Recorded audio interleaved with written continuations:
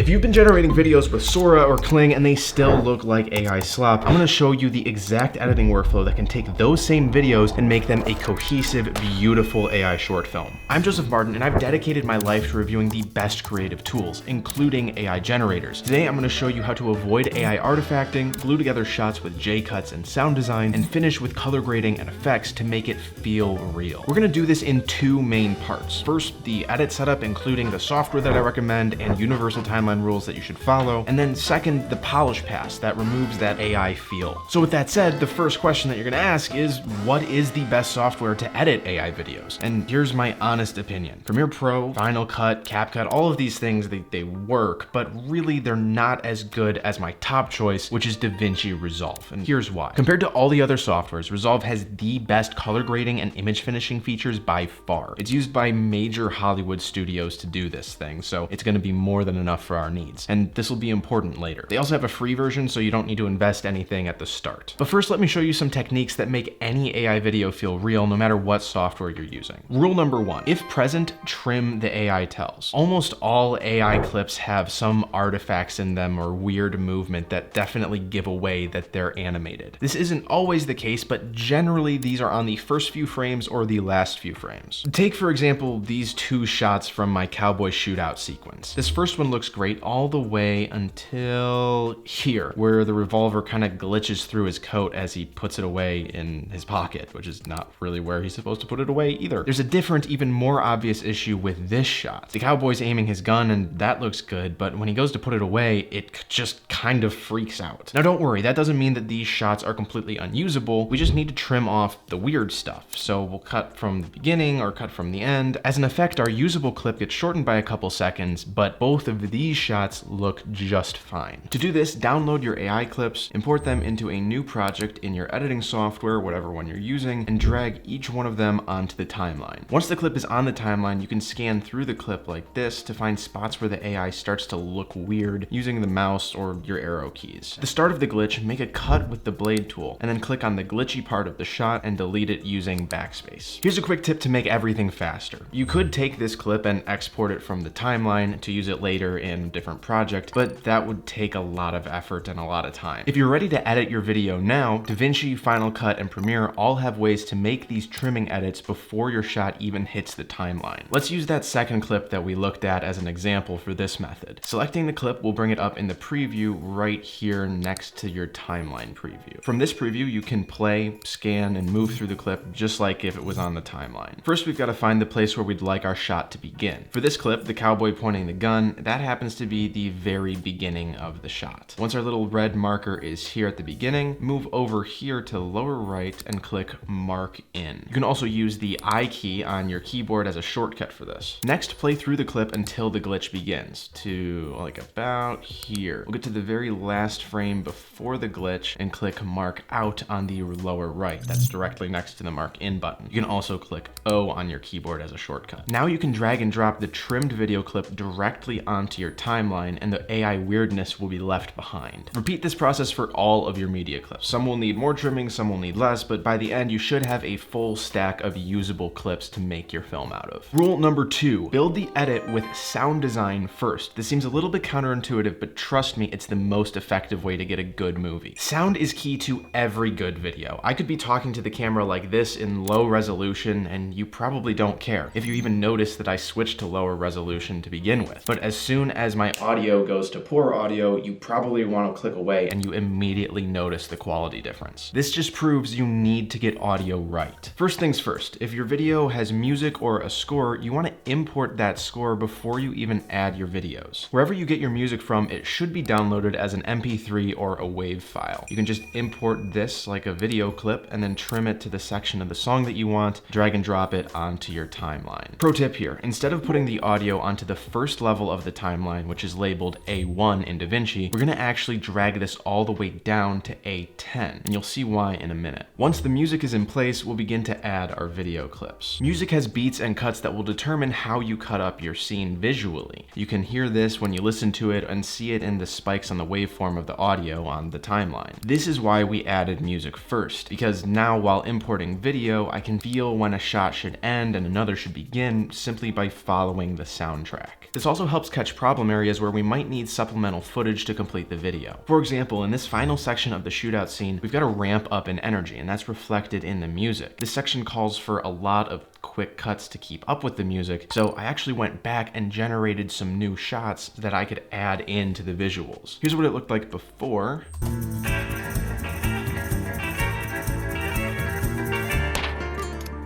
And here's after.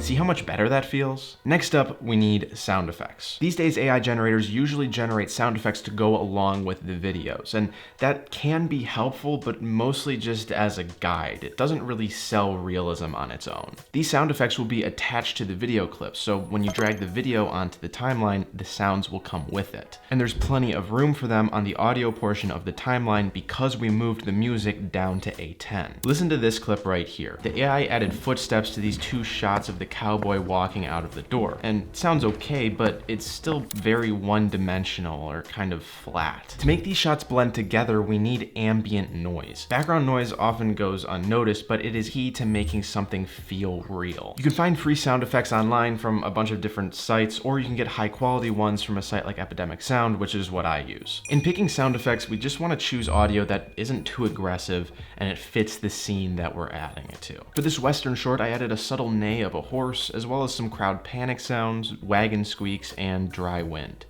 Each one of these sounds actually runs behind more than one video clip. So while the video cuts right here, the audio actually continues on. This gives a cohesive feeling to the cuts that used to feel abrupt. Your brain hears continuity, so it accepts continuity, even though there's a visual change on the screen. When you put all of the sound effects together, it goes from sounding like this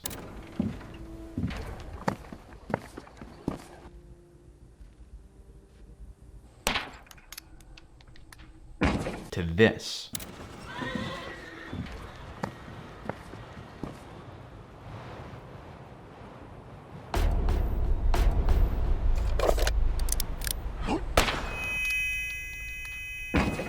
Many cinematic videos using traditional cuts between scenes are like 80% done at this point and ready for the next easy but really important polishing step. Once we've got our scene cut and all of the audio done, we just have to do the finishing pass. Right now, the visuals still have a touch of that digital or animated feel to them, but there's a few tricks that I'm going to share with you to make that go away. Finishing happens in a 3-step process: color design, color consistency, then styling. The good news is each step actually gets simpler as we go along. The first step, color design, is the most fun because you can actually get really creative here.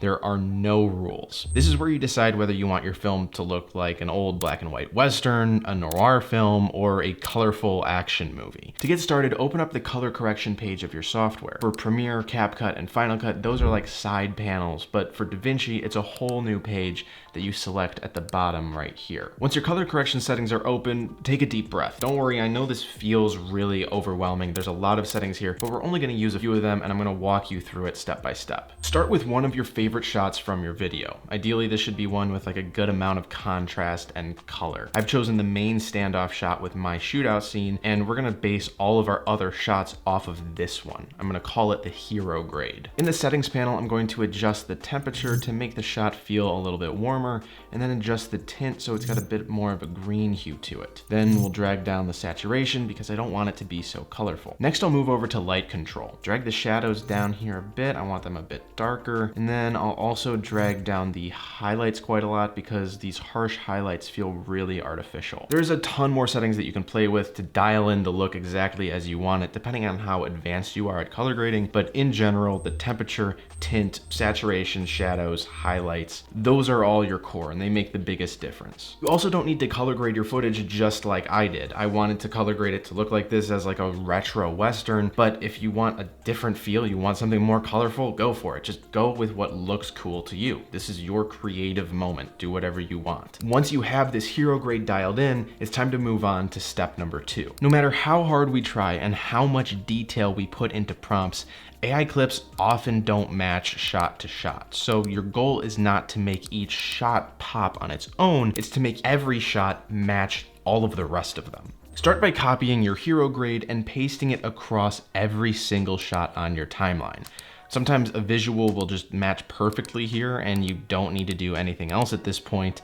Other times it does require tweaking. It's very slight, but if we compare this boot shot right here to the one after it, the boot shot is a lot less saturated. And even though it has the same color grade, we'll just boost the saturation up, and now the shots match pretty perfectly. Here's another example. The highlights in this holster shot are much brighter than the ones in the standoff shot that we've already seen, so we're gonna bring these down to match. This can be the boring part, but it's also very important if you want your film to look and feel cohesive. Finally, let's bring the edit home with some special effects. Now, when I talk about effects, I'm not talking about like massive explosions or anything crazy like that. We're simply going to add the last little touches that really sell the visuals, and people will hardly notice them. The trick here is to actually make the footage look worse. Let me explain what I mean. AI has this nasty habit of making things look too good or too smooth, too sharp. Real life with real cameras and real lenses never looks like that. Adding small imperfections to your videos make AI footage feel a lot more real and grounded. There's two easy ways to do this. The first method of grounding AI shots is to introduce film grain. Grain adds texture to your visuals and small imperfections. It just sort of breaks up that smooth and digital look of AI, and it makes your brain say, this is real, this is physical. Many editing softwares have film grain filters that you can put over your footage, but I like DaVinci's best because it looks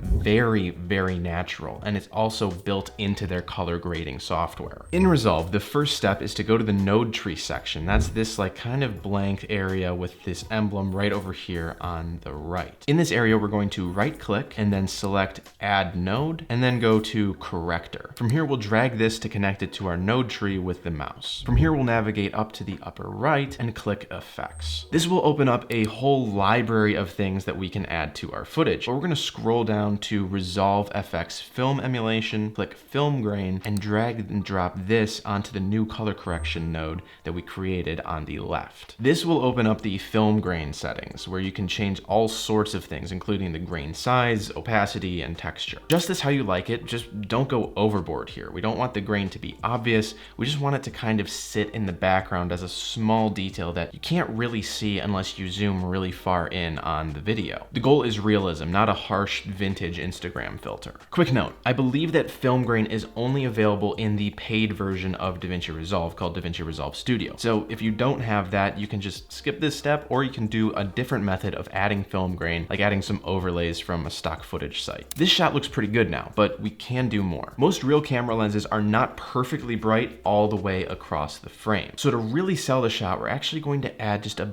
bit of vignette to darken up the corners of the scene. The first step to this is just repeat the node creation steps that we went through for the film grain effect. Now we've got another corrector node, drag that onto the node tree. Once that's attached, the vignette effect lives right below the film grain in Resolve's effects library. So just like the grain, we'll grab it, drag it, and drop it onto the new color node. The vignette starts super harsh. This is too dark, but you can tame this by adjusting the size and softness of it. Again, don't go crazy. We're going for subtlety here. See how this gives just a whole extra element of style and realism to this shot? Here's what it looked like before the effects, and here's what it looks like after. Now we just need to carry these effects across all of our shots. To do this, right click on the film grain node, then select Save as Shared Node. Then go through the same steps for the vignette node. Now we can go to a shot that does not have the effects added to it yet, right click on the node space, go to Add Node, and then click Shared Node 1 for film grain,